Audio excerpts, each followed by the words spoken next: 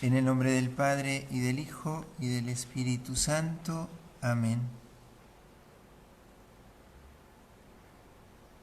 De la carta del apóstol San Pablo a los cristianos de Éfeso, capítulo 4, versículos del 4 al 6. Hay un solo cuerpo y un solo espíritu, así como hay una misma esperanza a la que ustedes han sido llamados, de acuerdo con la vocación recibida. Hay un solo Señor, una sola fe, un solo bautismo. Hay un solo Dios y Padre de todos, que está sobre todos, lo penetra todo y está en todos. Palabra de Dios. Te alabamos, Señor. Ven, Espíritu Santo, y llena los corazones de tus fieles y enciende en ellos el fuego de tu amor. Envía tu Espíritu, Señor, y todo será recreado, y renovarás la faz de la tierra. Oh Dios, que has instruido los corazones de tus fieles con la luz del Espíritu Santo, danos el gustar de todo lo recto según el mismo Espíritu, y gozar siempre de sus consuelos. Por Cristo nuestro Señor. Amén. Inmaculado Corazón de María, sé la salvación del alma mía. Santo cura brochero, ruega por nosotros. En nombre del Padre, del Hijo y del Espíritu Santo. Amén. Avanzando con estos puntos de la Eucaristía, ya entrando en la Santa Misa, ayer llegábamos hasta el sacerdote que se eleva ascendiendo en aquellas gradas que lo acercan al altar. Con esa imagen vamos a comenzar. Vamos del catecismo, así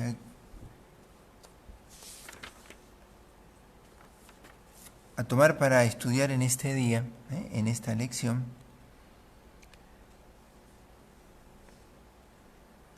la institución de la Eucaristía, allá en el número 1337 al 1344.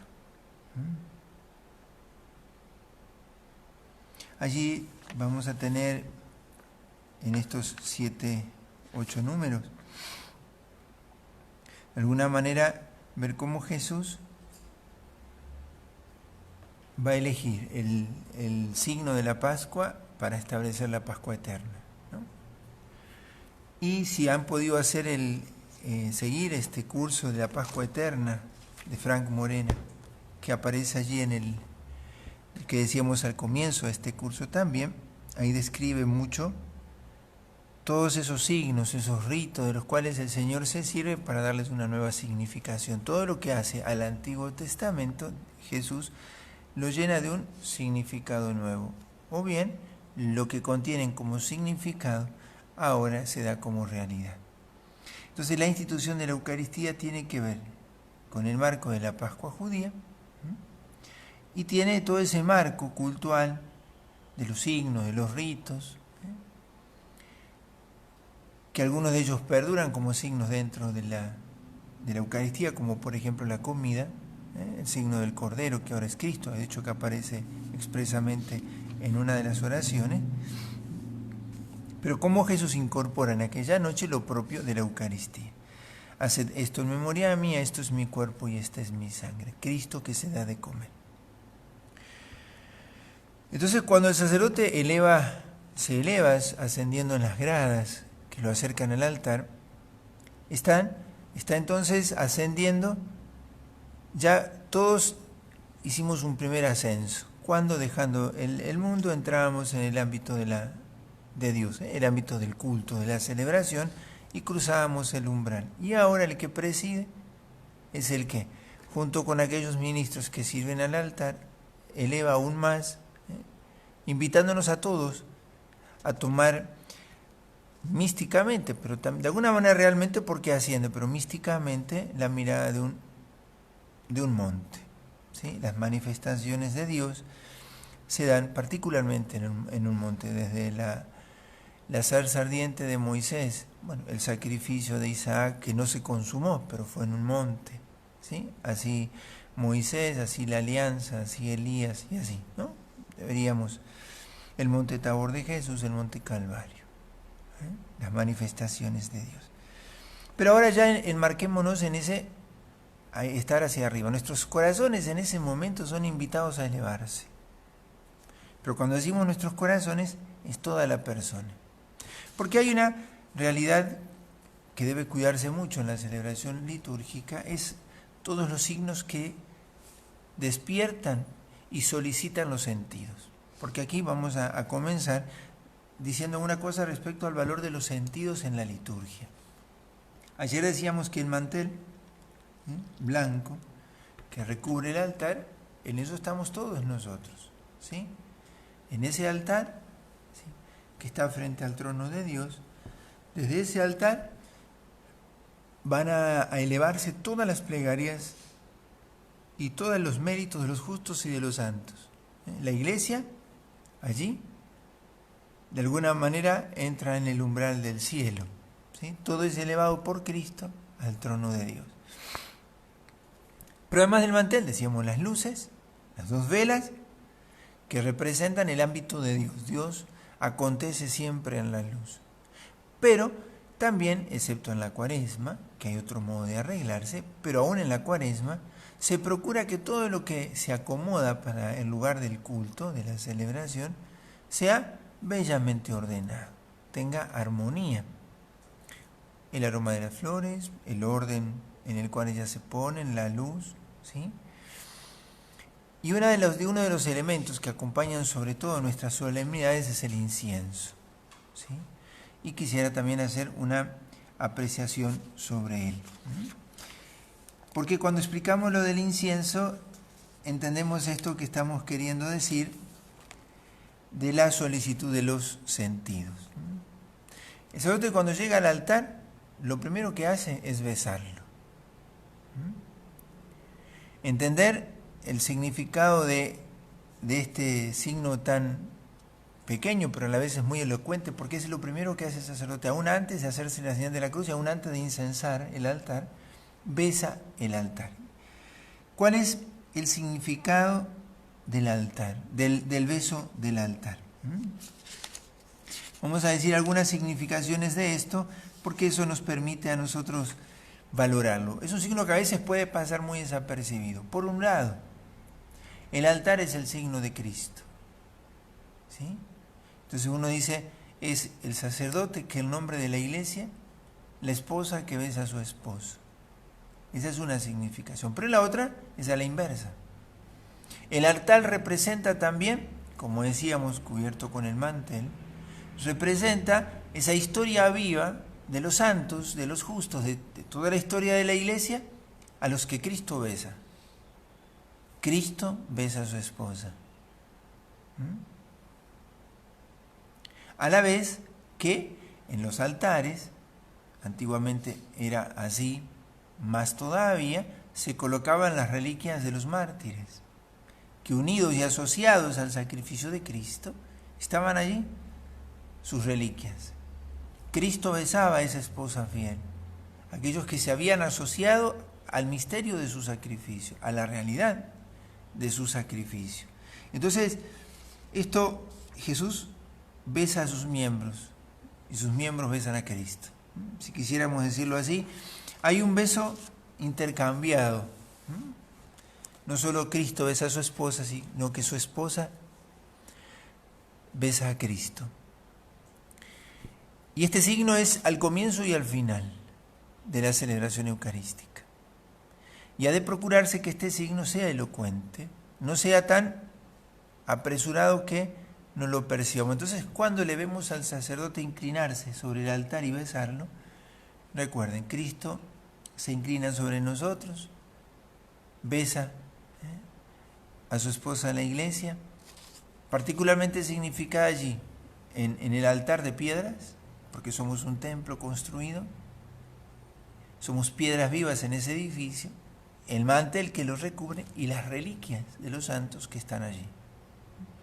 Pero a su vez, el sacerdote en nombre de toda la iglesia, como esposa, besa a Cristo, representado en el altar, que se constituye desde aquel momento en el centro del culto, de toda la celebración. Todo se dirigirá hacia el altar. Y ahí viene el momento de la incensación.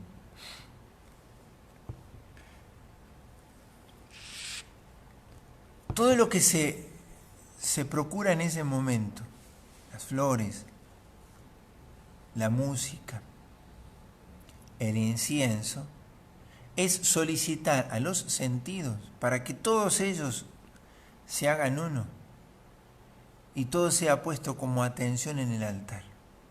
¿Sí? El color de las flores, el arreglo de todo ello, el aroma que ello puede tener, como el aroma del incienso, el oído del canto, del introito, el canto de entrada, el ruido de las cadenas en la incensación, el gusto aún de ese incienso, es una solicitud de los sentidos para que pongan su atención en el misterio. Y esta es una explicación o una razón por la cual a los sentidos también hay que educarlos para celebrar. No es que uno tiene que despreciar los sentidos, no, los sentidos tienen que ser parte del sacrificio que se celebra, del culto que se realiza. Ayer lo decíamos, nosotros no somos ángeles. Entonces, cuando en ese momento todos los sentidos son solicitados porque hay una atención, vamos a trasladarnos al momento de la consagración, donde también se inciensa,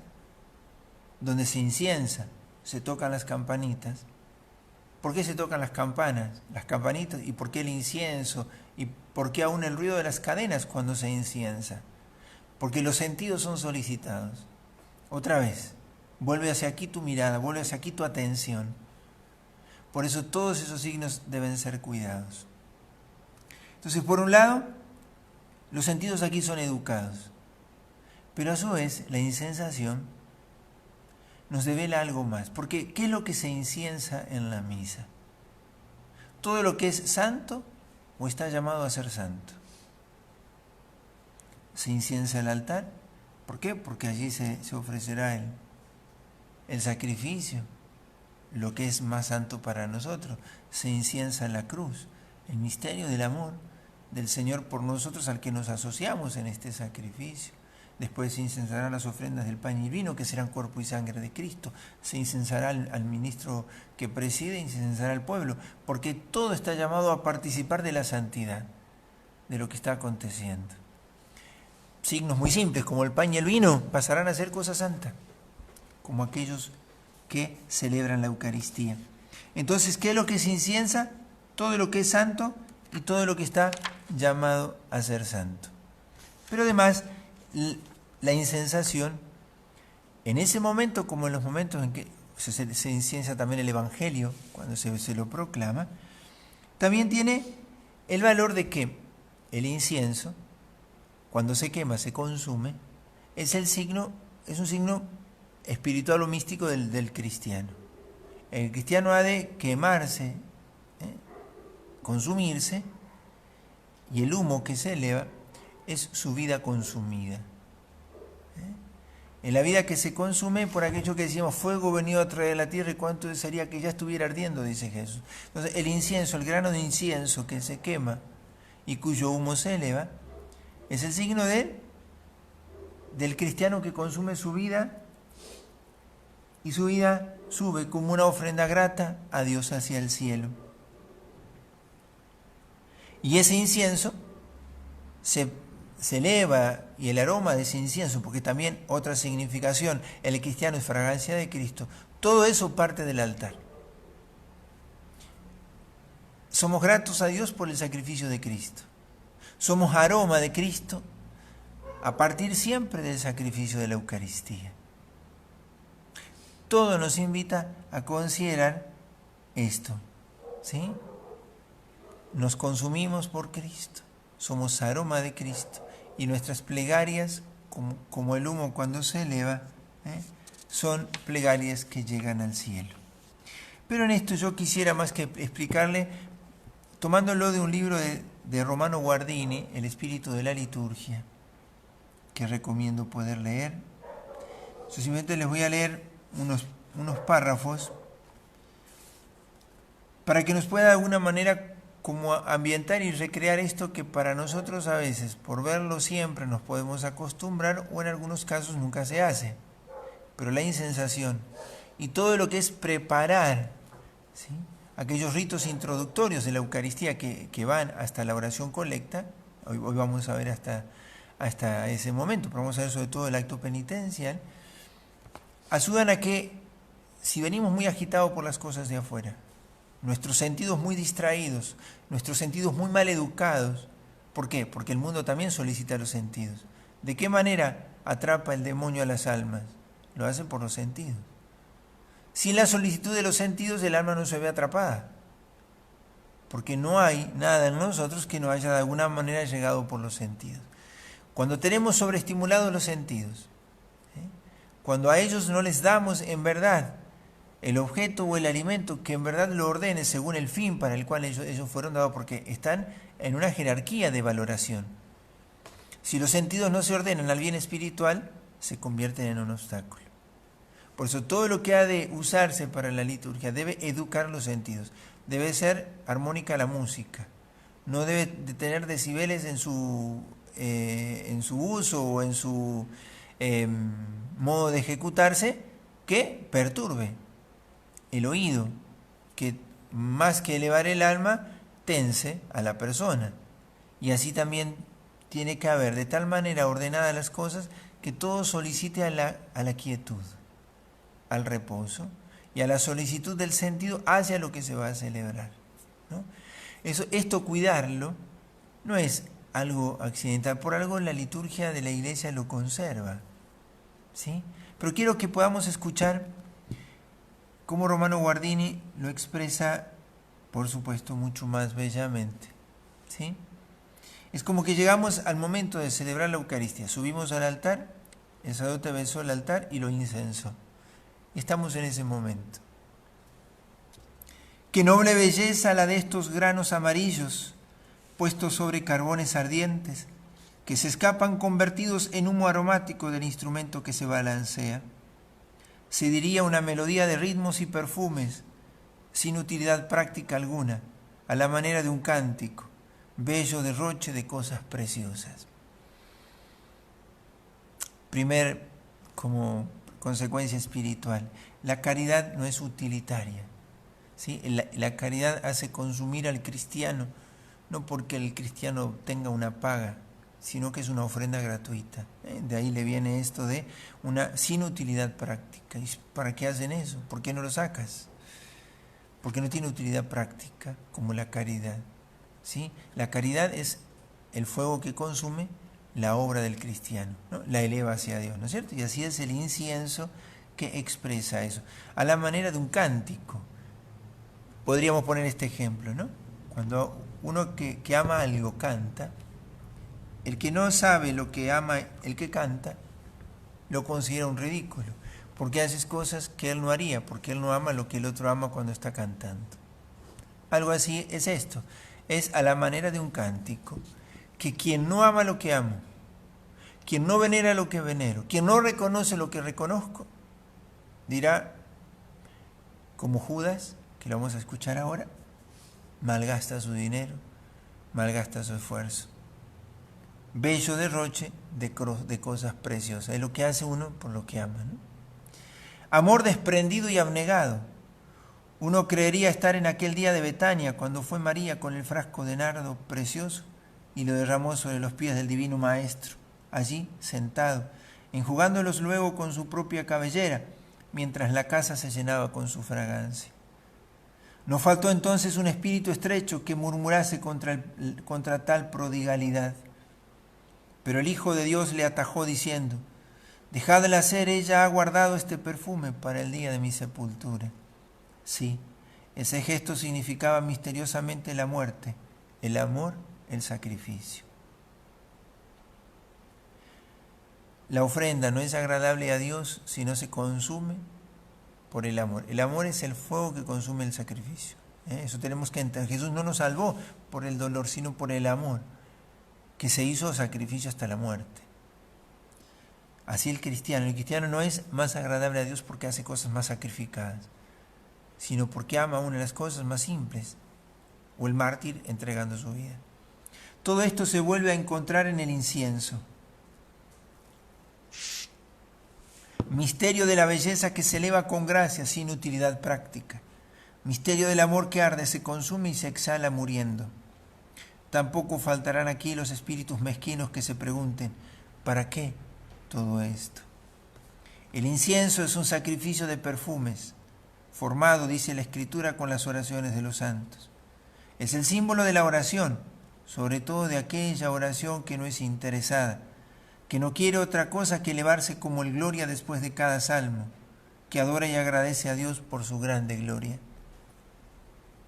También en la religión hay espíritus mercantiles, de corazón mezquino, cuyos labios murmuran como los de Judas Iscariote. En ellos la oración se orienta al utilitarismo espiritual.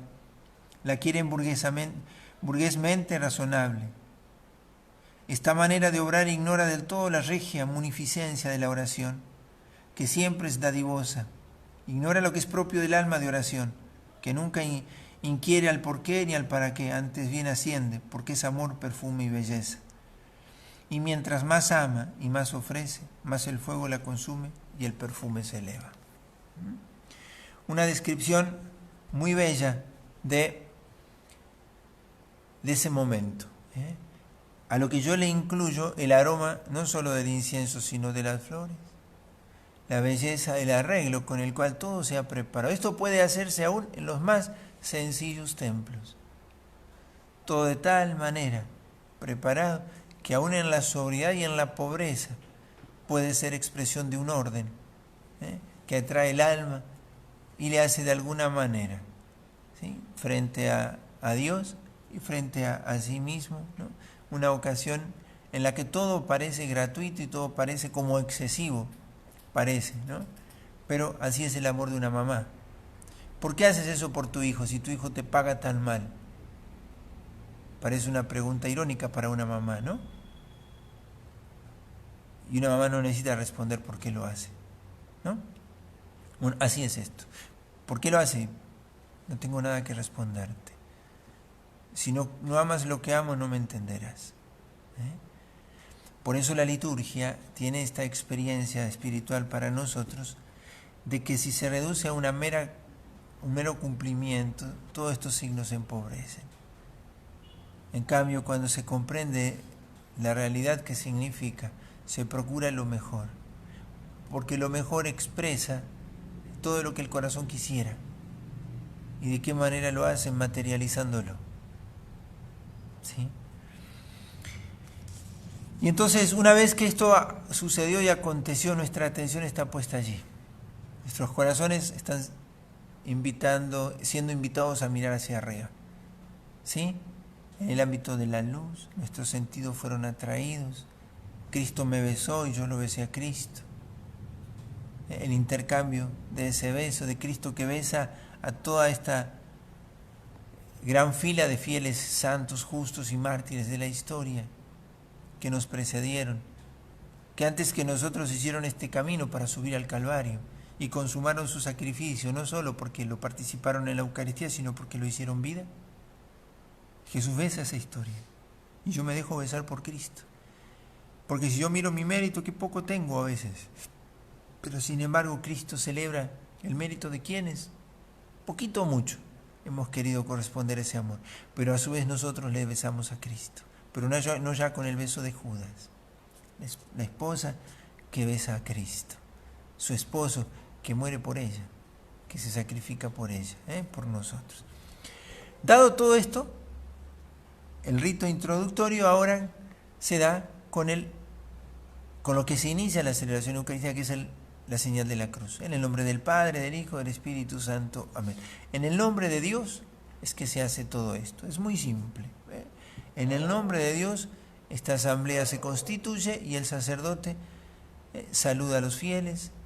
El Señor esté con ustedes. La gracia de nuestro Señor Jesucristo, el amor del Padre, la comunión del Espíritu esté con todos ustedes. en la comunión de un único espíritu comienza esta asamblea. Ya no puede sumarse nadie más a esta celebración. Ya no debería poderse sumar nadie más. Ya deberíamos estar todos en el ámbito del culto. Si la demora viene por una adversidad no prevista, se comprende. Pero si me sucede una vez cosas que podría haber previsto, ya no me tienen que suceder dos. Tengo que con tiempo estar preparado. ¿Por qué? Porque todo lo que la liturgia me prepara, todo lo que la iglesia me prepara, es para que yo pueda participar, lo que decíamos nosotros en el concepto de participación ayer. ¿Qué es participar? No es hacer algo, es con el espíritu interior unirme al sacrificio de lo que se está haciendo, de lo que hace Cristo a mi favor y de lo que hace la iglesia para presentarse digna delante de Cristo. ¿Sí? Entonces, en el nombre del Padre, del Hijo, del Espíritu Santo, la invocación de la Santísima Trinidad se convierte aquí, otra vez en el inicio de esto que se da en el nombre de Dios. E inmediatamente todas las celebraciones eucarísticas comienzan con el rito penitencial.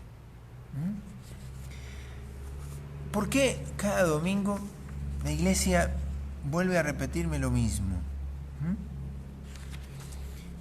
En el capítulo 11 del libro de la primera carta del apóstol Pablo, a partir de allí del versículo 28, pero estaba antes, el versículo 23 en adelante, está aquello, dice Pablo, ¿no? Lo que yo recibí le transmito, la Eucaristía. Pero después dice, no ha de recibir la Eucaristía indignamente nadie. ¿Sí? Se nos pedirá cuenta de eso.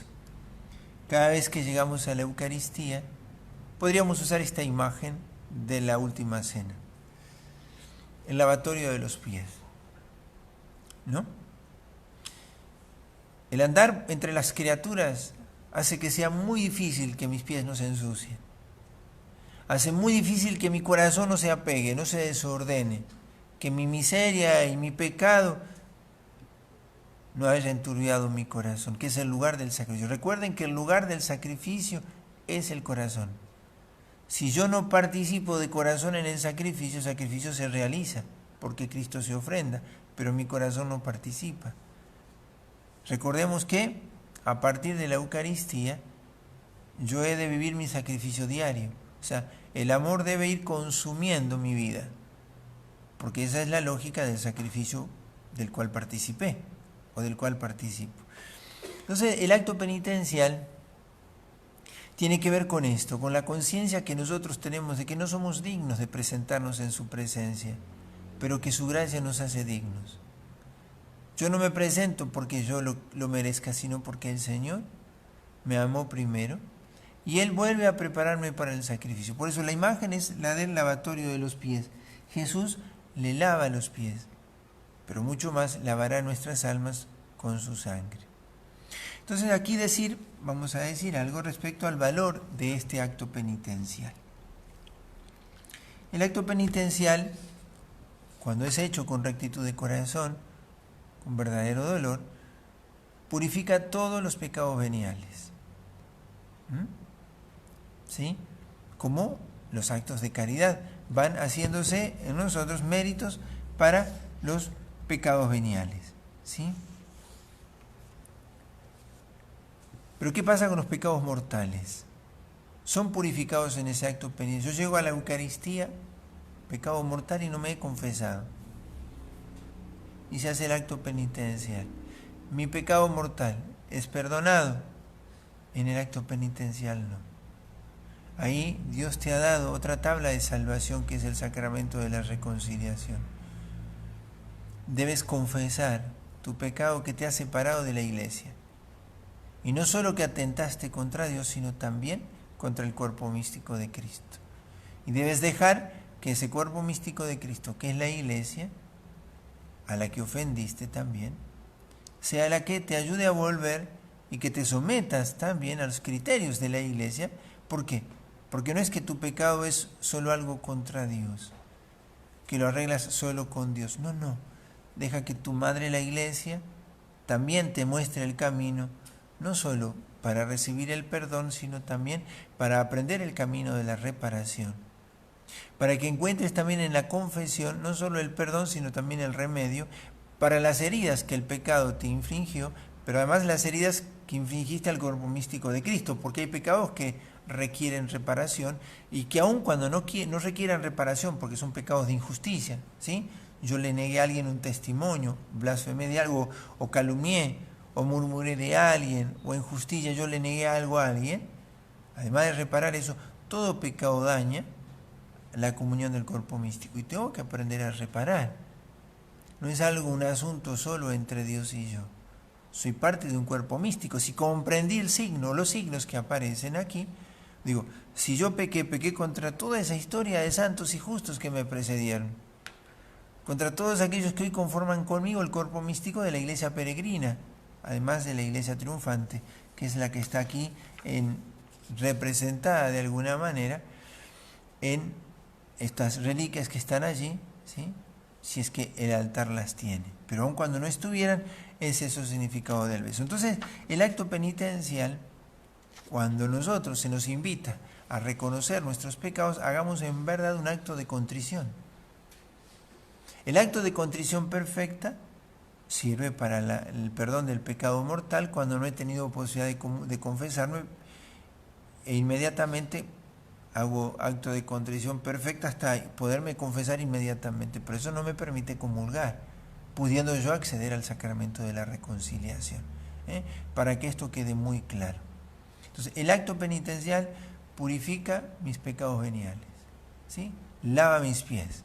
O sea, todo lo que se me ha pegado de este andar entre las criaturas, de mi fragilidad y mi debilidad. Pero si mi corazón está separado de Dios, soy un gajo que se quebró y se separó, necesito que Dios restaure mi comunión por el sacramento de la reconciliación. Entonces, ¿qué hago si llegué a la misa en pecado mortal? ¿Comulgo y después me confieso? No. Procuraré confesarme, tengo 7 días de la semana, procuraré confesarme. Pero no es algo que se deba hacer. Comulgo y después confieso aunque esté en pecado mortal, pero yo sé que me voy a confesar después. No. Eso es atentar contra el sacramento de la Eucaristía, ¿no? Entonces, el acto penitencial nos pone en verdad frente a la realidad de lo que está sucediendo. La misericordia de Dios no viene a aplastar al pecador, pero tampoco lo viene a reemplazar. La misericordia viene a restaurar al pecador, pero no ocupa su lugar. El hijo pródigo, pero recuerden la oración del publicano en el templo. Señor, ten piedad de mí, que soy un pecador. O el ciego de Jericó. Hijo de David, ten piedad de mí, que soy un pecador. ¿Sí? La confesión humilde de la propia condición es lo que se requiere para que el alma tenga las disposiciones necesarias para recibir el perdón. Pero recordemos siempre que esto quede muy claro, que para la comunión, cuando hay pecado mortal se requiere la confesión.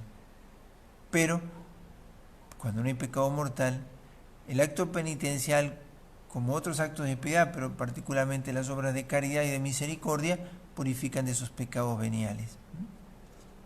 Una vez que esto está dado, ¿sí?, que con sinceridad yo pido perdón, y si no podré comulgar porque tengo pecado mortal, debo hacer sincero propósito de salir de él pronto. Yo no puedo celebrar el sacrificio y no sentir el llamado a unirme a él, porque no puedo participar del sacrificio, estoy en pecado mortal. No la participación externa, yo puedo cumplir el precepto, pero cuando hablamos de participación es unirme al sacrificio. Y con cuánto dolor muchos celebran la Eucaristía así. Y van haciendo un caminito de poder salir de eso, y por eso no tienen que desalentarse. Seguir viniendo, seguir orando, seguir haciendo obras de misericordia. Todo eso para que se puedan seguir de alguna manera dando la ocasión pronta de salir de la ocasión del pecado mortal y poderse confesar y comulgar. Esto sea para que nosotros también al momento de entrar en la Eucaristía, ¿por qué necesitamos llegar con tiempo? Porque si esto ya pasó, si llegamos ahí y esto no lo pudimos vivir con intensidad, No son ritos a los que ya estamos, como ya está, ya sé que viene el Padre va a decir, pidamos perdón de nuestros pecados. No. Yo tengo que ser consciente de que ahí desnudo mi corazón. Vale aquí decir tal vez alguna cosita de lo que ya decíamos de la vestidura, ¿no? De la vestidura del sacerdote, pero de la vestidura, el vestirse, de alguna manera, si uno se remonta a la raíz, en su raíz es cubrir el pecado, ¿no? Adán y Eva se vistieron, ¿por qué? ¿Por qué pecar? Cubrieron su desnudez. Pero en Cristo la vestidura va a adquirir otra significación también. La vestidura es, de alguna manera, significa lo que la persona es. ¿Sí? Yo cubro y revisto mi fragilidad y la quiero vestir de Cristo. Me visto dignamente para lo que voy a celebrar, pero así también dignamente para lo que soy. Mi vestido muestra lo que yo creo que soy. Al ser bautizado soy cuerpo de Cristo, soy templo de Cristo, templo del Espíritu Santo. Entonces, mi vestido, como yo me visto, como yo me presento, podríamos decir, es el sacramento de mi cuerpo. Yo muestro lo que yo considero que soy.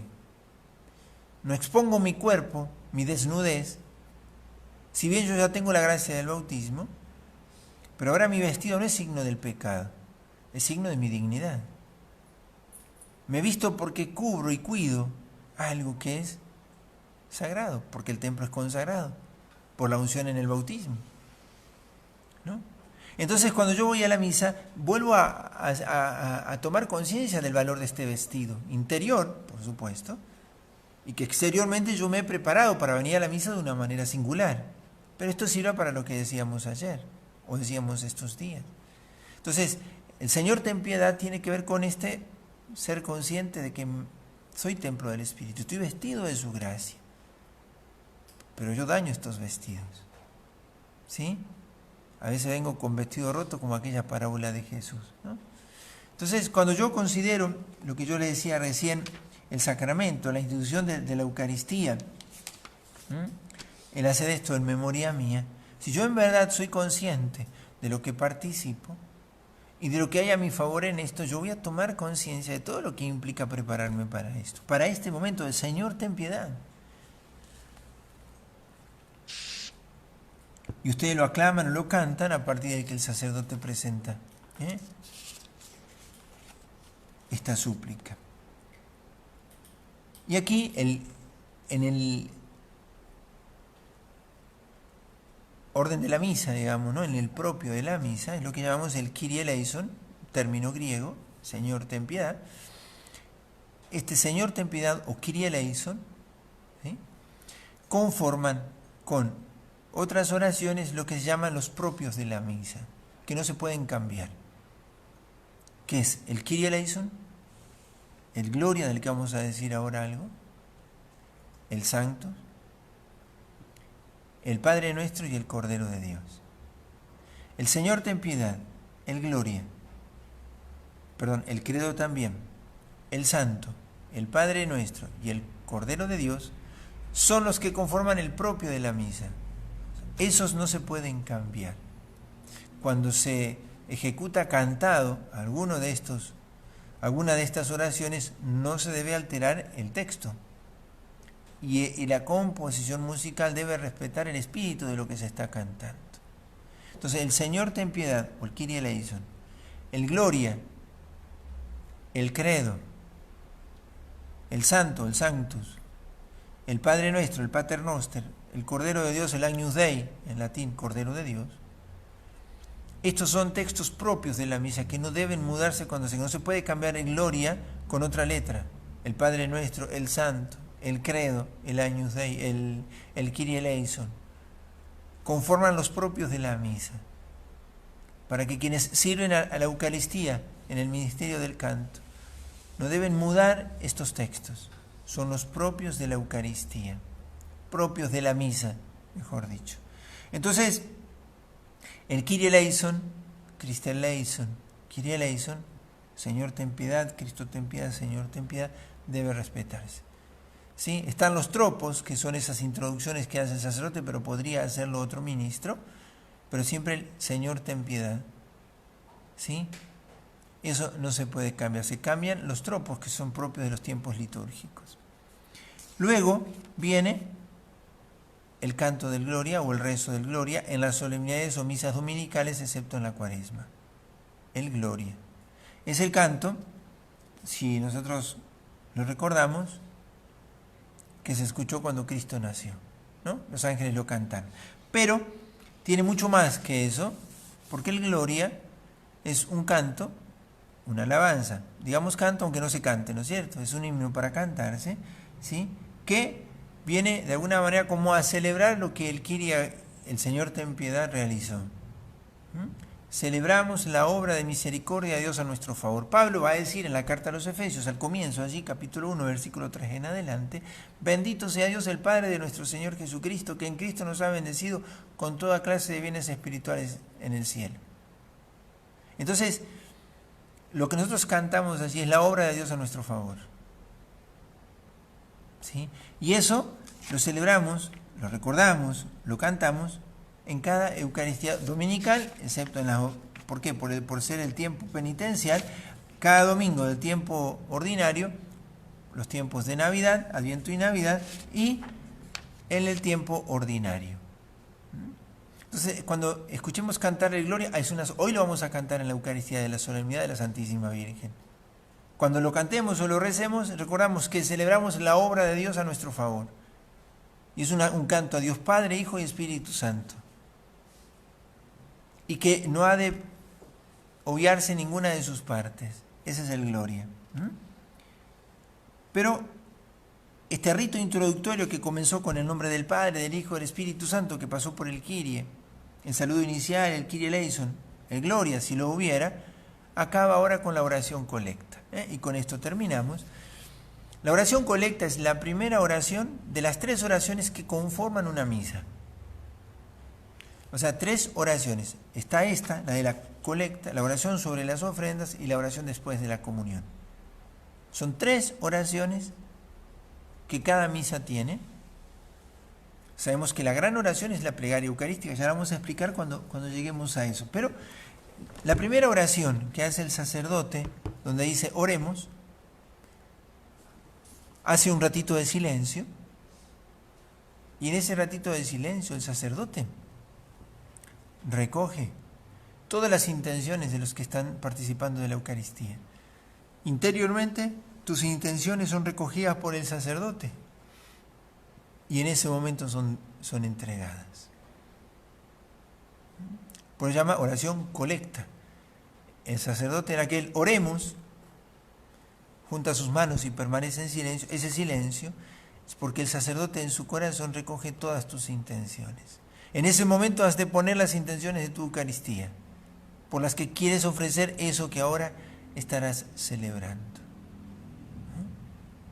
Y luego viene la oración colecta, que de alguna manera expresa el espíritu de la celebración de ese día. Entonces, todas las intenciones son recogidas en el corazón sacerdotal y él se las presenta a Dios Padre por Jesucristo en el Espíritu Santo, porque todas terminan así: por Jesucristo nuestro, o sea, a ti Dios Padre omnipotente, en la unidad del Espíritu Santo, toda honor y toda gloria por los siglos de los siglos. Es así, siempre es al Padre, por Cristo en el Espíritu Santo. Y con eso culmina lo que serían los ritos introductorios. Además, la misa tiene 2 partes importantes: liturgia de la palabra, liturgia de la Eucaristía, ritos introductorios y ritos conclusivos. Aquí acabamos hoy con ver los ritos introductorios. Entonces, podernos nosotros de alguna manera como enmarcarnos en estos, que uno podría decir, signos tan simples, pero que adquieren una significación muy grande, cuando uno los incorpora y los vive así, primero descubre cómo la Iglesia lo hace de una manera tan sobria, cosas tan grandes. Nuestra liturgia es muy sobria. A veces corremos el riesgo de quererle agregar cantos penitenciales. No. Queremos agregarles otras cosas a los ritos que la Iglesia ya prevé. La liturgia no es nuestra, sino es de la Iglesia. Está previsto dentro del rito penitencial la aspersión con el agua como recuerdo del bautismo, ¿sí? O en algunas celebraciones no se hace el rito penitencial porque le precede la procesión, como será en el Domingo de Ramos, por ejemplo, ¿sí? Pero los ritos sobrios dicen también de la sobriedad con la que la Iglesia celebra su culto, lo bellamente sobrio, lo que tiene orden, lo que tiene armonía, ¿sí?